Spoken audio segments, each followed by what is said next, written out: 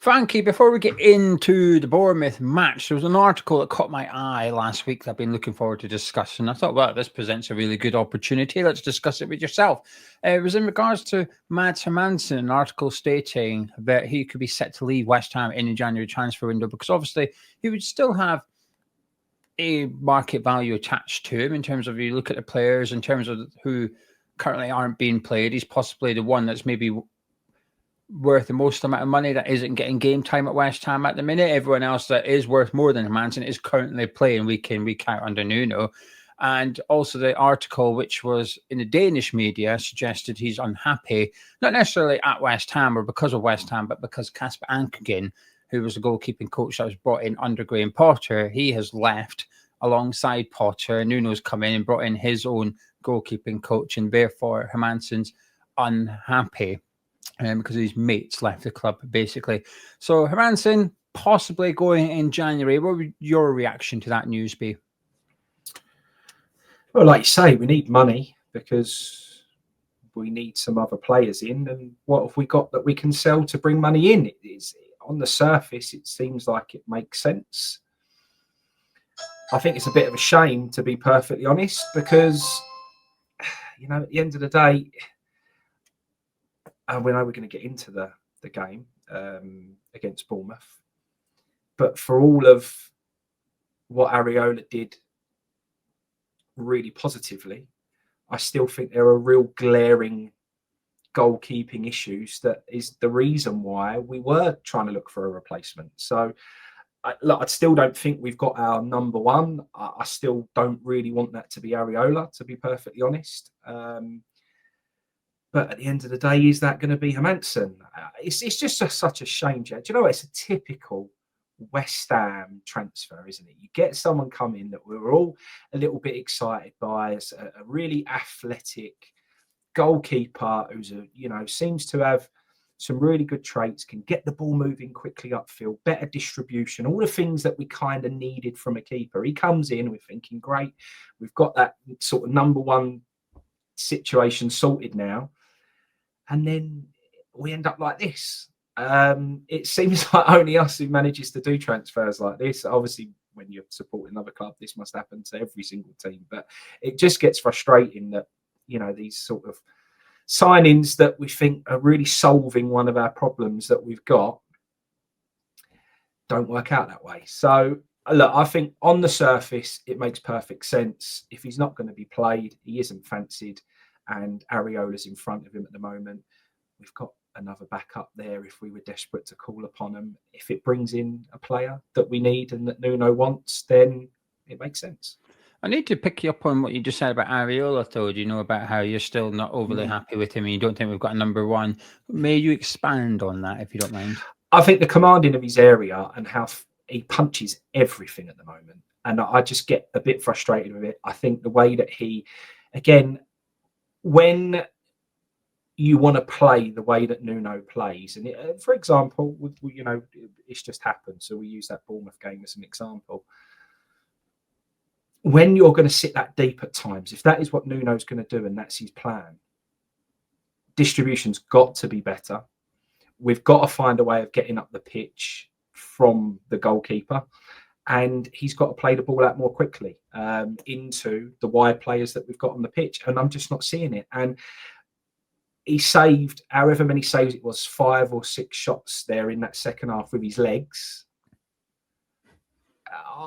I watch it and I just think it's come off your toes multiple times. Yeah, okay, you've got to make yourself big, and I respect that and I appreciate that. And at the end of the day, he's the reason that we haven't ended up losing that game. So I'm not knocking what he did, but what I'm just saying is I think his aerial ability and catching and commanding his area is a problem. I think his distribution is a problem. And I'm just not convinced he's our number one for the foreseeable future. And he wasn't our number one for the foreseeable future, which is the whole reason why we went and tried to sign someone who could be number one for the foreseeable future. So we're just back to the drawing board as we were at the beginning of the season. I get where you're coming from. I think he's been playing well under Nuno. I think what Nuno wants from a goalkeeper perhaps doesn't require the goalkeeper to be good with the ball at his feet and doesn't require him to be good at distribution. I think Nuno's keen to go long at every opportunity, whether it's goal kicks or free kicks, and obviously one of them leading to an assist at the weekend as well. But not something you can rely on. And I think that was just a bit of wonderful play by Callum Wilson rather than a brilliant pass by Areola. It was just a standard punt down the middle. It just happened that Wilson brought it down magnificently and finished from distance. I think he's got a little bit better at dealing with crosses, Areola, under Nuno. I don't feel... I was just saying this in player ratings earlier, actually. I didn't really realise until when I was doing a watch along on Saturday, and I said, oh, Bournemouth have got another corner, but I don't worry about them anymore. And I thought, hang on a minute, I don't worry about corners anymore. Whereas at the start of the season, I was almost terrified every time we conceded a set piece. I don't feel that threat anymore. I feel like we're quite comfortable defending set pieces. And I think Areola plays his part in that. Granted, he does punch it, but I'm okay with it because we've seen what happens against Burnley when he tries to catch it. He spilt it. And Josh Cullen scored off the back of it as well. And I think long term, I think he needs replaced 100%. And I was pro getting in a goalkeeper in the summer, but we had a different manager then. We had Graham Potter, who requires different things from his goalkeeper than what Nuno does. So I think Areola's fine under Nuno. In terms of Hermansen, I'd be disappointed. I still think he's a good goalkeeper. I will stand by it. He's not been good at West Ham. I'm not going to pretend he has, but I still think he's an excellent shot stopper. I think he's really good with the ball at his feet. I think his weakness has always been crosses or dealing with crosses into the box and stuff. And I think that got exposed very quickly, but also a lot as well. So it wasn't that it got exposed once, it got exposed numerous times in consecutive matches too. So his confidence must be through the floor, really. And it's going to be difficult to get that back, I think, as a keeper. I think with an outfielder, you can get them in games and stuff, 20 minutes at the end, you can put them on. You can't really do that with a goalkeeper. He's just got to wait. And then suddenly, if Areola's bang out of form or he's injured, he goes in. But you're still putting in a keeper that's been frozen out for quite some time. He's not, he's in the Danish squad, but he's not Denmark's number one goalkeeper. That's still Casper Schmeichel, although we could, not that we will, but we could have a conversation whether or not he should be Denmark's number one. I think there's a conversation to be had there because I don't think it should be Schmeichel, but he's certainly in the Danish squad. And I think he still will have a lot of value in the transfer market. Would we get back what we paid, which was quite a low fee all in all, which is 15.5, 16 million. Maybe not quite that much, but I still think we'd get over 10 million for him if we were to sell him. The problem is, in the summer that's gone past, quite a lot of Premier League clubs were after a new goalkeeper. Brentford went and got Kelleher, Bournemouth went and got Petrovic. I'm sure there's another couple. Sunderland went and got a Roofs. Leeds United went and got Perry. There was quite a lot of teams needing a new number one, us included. I'm not sure that's the case anymore. I think most Premier League clubs have got their goalkeeper and they won't be in the market for a new number one. Leeds United perhaps might be thinking we need a new one. And I would be inclined to agree. So I think if he was to leave, I'm not sure it would be in the Premier League unless Leicester City would take him back. They probably would. But are they going to pay what we paid? No. So I think he might find himself stuck more than anything else just because of how much he's worth. But I agree, if we are looking to bring in funds, and for what it's worth, I think we've got a little bit of money to spend. I expect us to be able to bring in at least one player in January without having to sell anyone prior. I think if we're going to be bringing in 3 or 4 players, which I hope we do, and I think it's feasible to then need to raise some of that expenditure. Can we bring in 4 players at 10, 15 million pound a piece? Probably not. I doubt we've got 60 million to spend there. But can we bring in a couple at 5 million, a couple at 15? Maybe if you sell someone, then I think maybe we could. And I'm hoping we are going to be busy in the January transfer window because the squad does need a lot. And Hermansen at the minute is the one you look at and probably think we probably wouldn't miss him. And when you look at how much he'd achieve, it would make sense. I'd be disappointed to see him go, Frankie, but I would understand if the club decided to cash in on him. Anything else you'd like to add regarding Hermansen or Areola before we move on? I'll add it when we move on because it will tie in very nicely to what we saw at the weekend. Sorry to interrupt. We've done the entire podcast. The bit you've not listened to, we've already done it. And I got to the end of the podcast. I said, Frankie, I forgot to do the sponsored part. So we're recording it. I'm just going to stick it in. So if you think this is very abrupt, it is. I've edited it in. Frankie, this video is sponsored by F Pro. I'm going to hand it over to you because your wee man has been utilizing the app and the mat before we started working with them. Yeah, no, he's getting on really well. He had one of the first gen versions, probably about 2 years ago. And he may have, he's come on a lot since then. And he's sort of, the skills that he does in training, they match what the kind of skills that they ask you to do on the mat now. So now he's a bit more competent and he can move the ball, manipulate the ball as he does with the mat. He loves it. And one thing I will say, to this time of year, we normally train on a Tuesday night, freezing cold. It's horrible out there now. It's been an awful week for training. Games were called off this weekend, but he still needs to get that football energy out of him. So the fact now that rather than him getting 2 goals out, blasting balls across the front room, the blinds are getting smashed, things are getting knocked over, the fact he has a bit of structure now, he can get his mat out, put the app on the TV right in front of him, and he can challenge himself to, do the tasks that are there and see if he can improve his times and so on. He's absolutely loving it. And it is just the perfect thing for right now, that he gets his football fix. I don't have to go in the garden and hack all the grass up, or drag him over to a park somewhere and wrap him up, and then he don't want to put his coat on because he's playing football and so on. Honestly, I'm just so over the moon with it, and he absolutely loves it as well. And it's just the perfect timing for it, Geo. He's really, really enjoying it, and you actually can see the benefit. I've got a little goal, Geo, that I'll send you over that he scored, which it teaches you to do. People call it either a V1, which is dragging the ball and pushing it forward, or they call it a pull push. I'll send you a goal we scored at the weekend to prove just how much of a difference this mat can make. There you go. Honest review of the F Pro mat. I'm going to quickly tell you what it is in 15 seconds and how you can get an offer with up to 70% off right now, simply because you're watching this video on Hamish Chat. F Pro is training tasks done by UEFA certified coaches, and it's an app with a football mat, as Frankie has said, but the app is built like a game. Is that fair to say, Frankie? It's like a game, so that your kid goes on and creates a profile. There's tasks to do and they get rewarded and they can level up and so on and so forth. So it's got the feel of a game to keep them entertained, to keep them fixated on it, but it's got the educational purpose to it as well, in terms of enhancing their footballing skills, used by players in academies such as Manchester City and Bayern Munich as well. We've got an offer for you, up to 70% off, because it's Black Friday. So you got to be quick. Go to fpro.com/HamishChat. The link's in the description below and the pinned comments as well. Go have a look at it on the website and see what you think. But if you've got anyone into football and you want to keep them entertained for 20 minutes a day, well, don't take my word for it. Take Frankie's little boy's word for it as well. Back to the video. Go on then. What have you got to say? What would you like? I just, on that weekend, that situation, that second half, before we break down the whole of the game, that second half, I'm still not over it. And as soon as he made those changes, I sat here and I said to the fella I was with that this is just, how many goals are they going to score? And I actually thought they're going to win this 3-2. As soon as he made them changes, it was just like, what are you doing? We've not had control of the game, but we found ourselves in this position through pieces of just brilliant strike play from Callum Wilson. Yeah. And you're quite fortunate to be in the position that we're in, but that's football.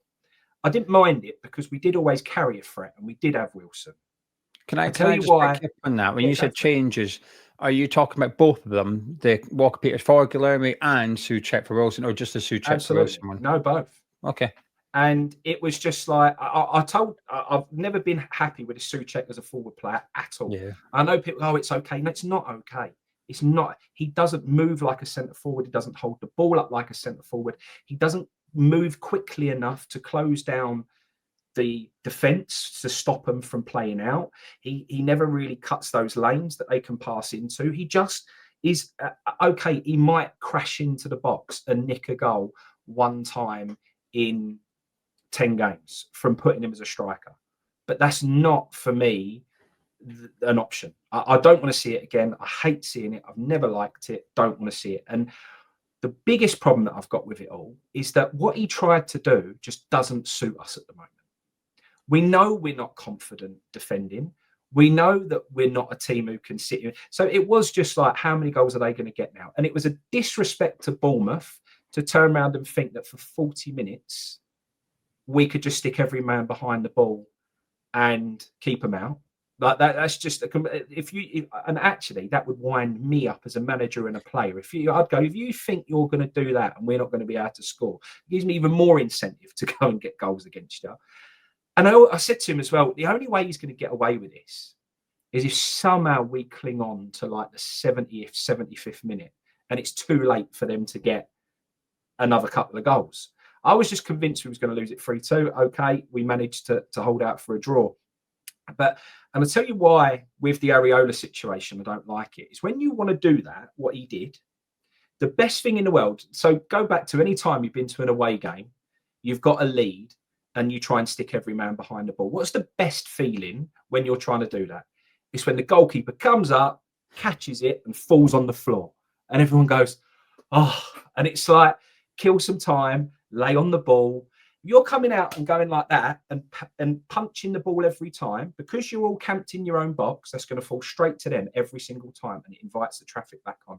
If you've got a goalkeeper who's just going to pump it down the middle, you're just inviting it back on. You're just literally saying to the team, come on, keep attacking us, keep attacking us, keep attacking. It's no good. The goalkeeper's not suitable to doing what he tried to do. The defenders are not suitable for trying to do what he tried to do. Don't do it. Just try and play football. And actually, I sat there and I watched it, and I'm all for counter-attacking. I'm all for shutting up shop. I'm all for trying something that makes it difficult for them. I don't mind that. But when you don't have a threat, and like you said in your review, with what he did with Souček, it was very difficult. Once they got their goal, it was like, now what you're going to do? Because you've put yourself right in it here, that you've limited your options, and you're going to find it very hard now to try and get ourselves back in this game and having a bit of possession and try and get on the front foot and create a threat, because the change you made just killed us. The changes, they absolutely killed us. And I always said, if they score early here, we are just bang in trouble, because I can't see what he can do to turn the tide a little bit. So it was just really frustrating for me, and I just felt we was in a really fortunate position. You make your own luck. The balls have gone in there. Callum Wilson's second goal was an absolute superb striker's goal. It was absolutely brilliant, and it shows you. The more I watch Callum Wilson, the more that I realised I've been deprived as a West Ham fan from having proper strikers. I was named after Frankie McAvenny, who was a proper striker. We've had a few in our day, we've had a few whatever, but we've never really had in my time, because that comes after McAvenny and Cotty, we've never had that really strong, prolific. And you watch him and that is what a proper striker does. You give him the smallest bit of space, he creates his own space for him, and he just puts it in the back of the net.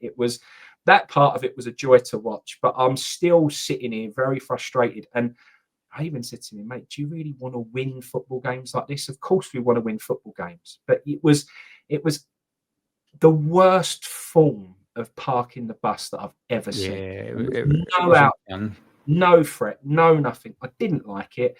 And like I said, I said it was disrespectful to the Bournemouth players, but actually it was disrespectful to our players to not have the confidence in them that you can still play football and win a football match. It's almost like saying to them, I don't trust any of you to see this game out, so I'm going to shove you all behind the ball, and I'm not even going to play with a striker. The funny thing is, if he did say that to anyone, he was saying to the centre-backs, I trust you. But you're gonna be under so much pressure. I trust you, and it's the wrong people he's trusted in the team. Really, he should have been trusting Bowen and Fernandez and stuff to say, right, we're going to get you on the ball and get you up the pitch quick here, because Bournemouth are going to come at us, and there's going to be a bit of space to move into now. I'm okay. It made it so easy for them, because if you have zero threat, they can do what they want. Yeah. So you didn't give them anything to think about. It's not like we had. Even if you've got Marshall up there running that ball down, it still gives them a little something to think of. They've still got to think. We can't be too risky. Even at half-time, before any subs were made, obviously Areola doesn't know what Nuno's going to do at half-time, what computers come on, but he made the change at half-time. Areola, he made two himself. He put Lewis Cook centre-back. He put a short central midfielder at centre back at half time because he thought they've got nothing up front. There's no threat, and this was when we were winning 2-0. He still felt comfortable putting Cook up against Wilson.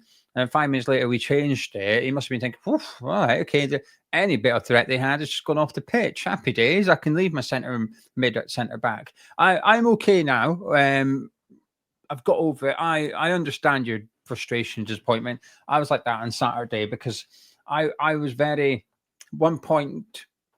It's a good result away to Bournemouth, a draw. I still maintain that, but it's also 2 points dropped in my opinion. I think both things can be true. Before the game, I would have taken a draw. At halftime, I certainly wouldn't have done. I would have said, no, we're 2-0 up. Let's go let's go get this, make it 3-0, make it 3-1, whatever. Let's go get the 3 points here. So that's where I was Saturday into yesterday. But today, I don't know. I'm looking at it thinking 7 points from 3. We're doing all right. He got it. He did get it wrong in the second half, though. I think the thing with Souček as a very false 9. The 2 games it's worked in, he's come on when we've needed a goal. He's come on when there is a supply line because he's had, for a little period of time, he's had Somerville playing to the left of him, and then Somerville goes off. But Somerville's been on the pitch at times. He's had Paqueta on the pitch as well. So we've actually got the ball up and got the ball in the box. So it could maybe work because we are actually supplying Souček. But when we brought him on against Bournemouth, we'd already taken Guilherme off. We were now playing a right back at left wing. So there was going to be zero supply for Souček as a makeshift striker at all. It was never going to work. That sub was always a bad one. And I think from then on, I think there was a bit of a domino effect because I think he thought, oh crap, I need to get Füllkrug on now. I'm missing that striker up front. Who am I going to bring off? Well, I'm going to have to move Souček into midfield. Okay, so Potts or Fernandes is coming off. Right, I'll take Fernandes off and leave the more defensive of the 2 on. And I think that made us worse as well. I think that sub made us even worse because Fernandes was the one player who was showing some ability to retain the ball and try and pass it rather than just pumping it down the pitch on every occasion. So I think that first sub he got wrong, it sort of triggered the next sub to be wrong. I think what I would have liked to seen him do is he's made the mistake, Souček for Wilson. I would have took Füllkrug. Now, hindsight, Füllkrug was crap. His attitude was stinking when he came on the pitch. But at the time in the Bournemouth game, I didn't know he was going to come onto the pitch and do that. So I'm being fair and honest here. I would have probably taken off Kilman or Igor. And again, at this point, Kilman hadn't made his mistakes. It was 2-0. I would have taken one of those off and put Füllkrug on and moved Souček into midfield and gone 4-5-1 and padded the midfield. Because I think what we didn't need to do was pad the defence.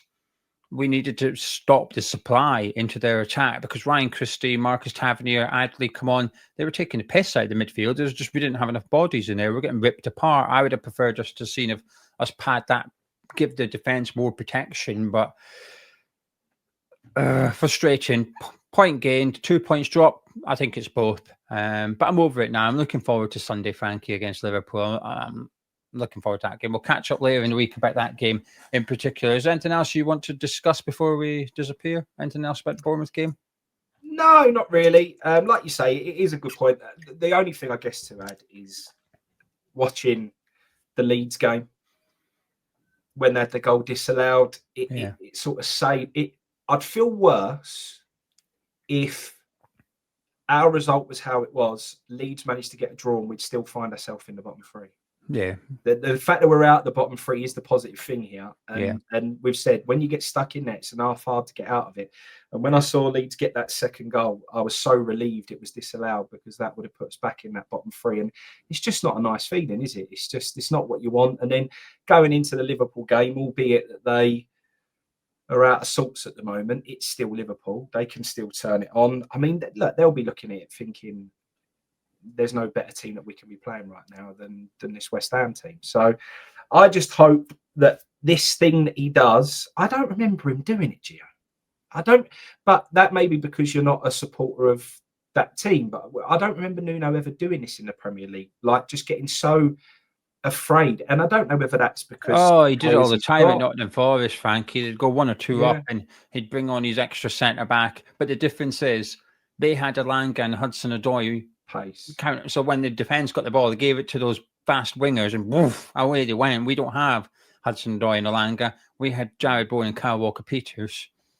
Yeah, so there you go, and you have to adapt, don't you? He's got to understand that what the players that we've got to our disposal right now, what he tries to do, it just doesn't suit it. That's exactly how I did and would sum it up. He tried to play that second half like he was still at Nottingham Forest last season, and he tried to play as if he had the players from Nottingham Forest last season, as if he had Murillo, Milankovic, Aina, and Williams. He doesn't have them. You don't have Elliot Anderson in the middle of the pitch anymore. You don't have Gibbs, White, Hudson-Odoi, and Alanga breaking on the counter attack. You don't have them. We don't have the components required to play that fast breaking, counter and attacking football. We don't. It's not even like those players are on the bench. We just don't have them full stop. We need to purchase them in January. So I think. Do you know what I noticed though, Gio? I will add this because it's an interesting talking point.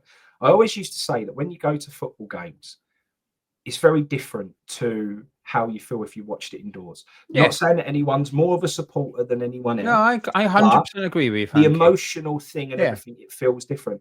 And I felt like that, and I was extremely frustrated. But I was watching a lot of the people who were coming out and what they were saying, and listen to some of the TalkSport stuff, and listen to some of the fan cams and all that. And everyone seemed very happy with what they'd seen unfold. I think the away end seemed like it was a really noisy, really good place. And I've seen some things to suggest that the fans were excellent up there. So down there, sorry. So yeah, I've sort of learned a little bit to not to take everything on board. Do you know what I mean? And it was like, no, they were happy with getting that point down there. It is a good point. You do respect the point with where we are. But I just, when you're watching it on the TV and you're seeing it from that sort of angle a little bit, rather than the emotional thing of being there, you see more of the things that you think, actually, that could be different. Yeah. Also, what I would say is, I think context here is important. I think you can discuss the game in isolation, and I think you should discuss the game in isolation as well. But I think at some point you've got to bring context in, which is what's going on around the game. And the reality is we were coming into the Newcastle game. We just got beaten by Brentford and Leeds United. And if I said to you at that point, you're going to beat Newcastle, you're going to beat Burnley, you're going to draw away to Bournemouth, I think you'd have bitten my hand off, wouldn't you? Yeah, absolutely. Yeah, you'd have said, no chance, that's never happening. We're rubbish. Look at us. It's never going to happen, Gio. But we've got those 7 points now. And I always find the neutral's perspective is an interesting barometer to use about West Ham. That's why I like doing my opposition previews, because it doesn't matter what.